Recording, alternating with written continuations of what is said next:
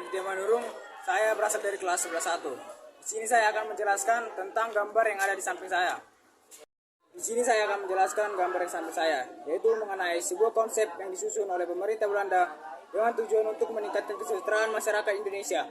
Konsep ini berisi 3R, yaitu irigasi atau pengairan, transmigrasi, dan pendidikan. Beberapa penyimpangan dari pelaksanaan politik etis meliputi kebijakan pengairan tidak menyentuh rakyat kecil, transmigrasi dan hanya memberikan keuntungan kepada korporasi Belanda, pendidikan tidak memajukan pendidikan rakyat. Politik etis memicu lainnya kesadaran berbangsa karena rakyat Indonesia merasa bahwa mereka diperlakukan tidak adil oleh pemerintah Belanda. Kecewaan ini memotivasi mereka untuk berjuang meraih kemerdekaan.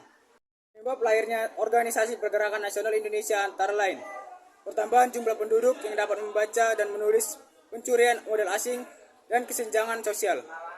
Perlawanan sebelum tahun 1908 umumnya dilakukan oleh raja dan bangsawan dengan metode perang.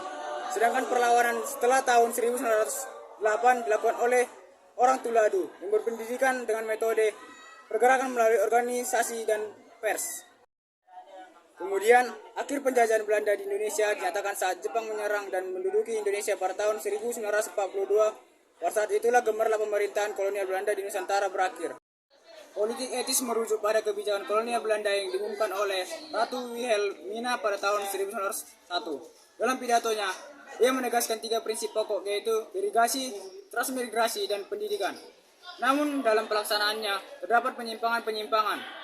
Ada alasnya, transmigrasi tidak menghasilkan kesejahteraan bagi penduduk pribumi, tetapi lebih menguntungkan korporasi Belanda.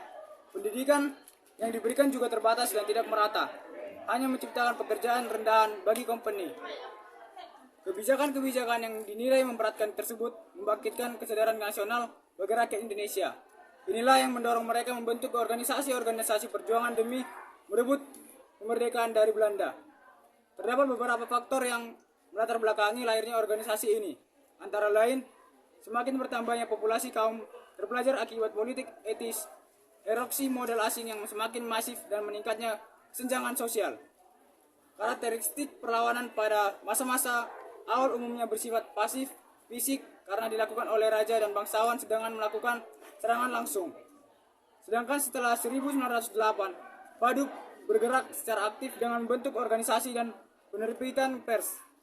Proklamasi kemerdekaan yang disampaikan telah mengukuhkan kedaulatan bangsa Indonesia dan berakhir already kekuasaan Belanda di Indonesia.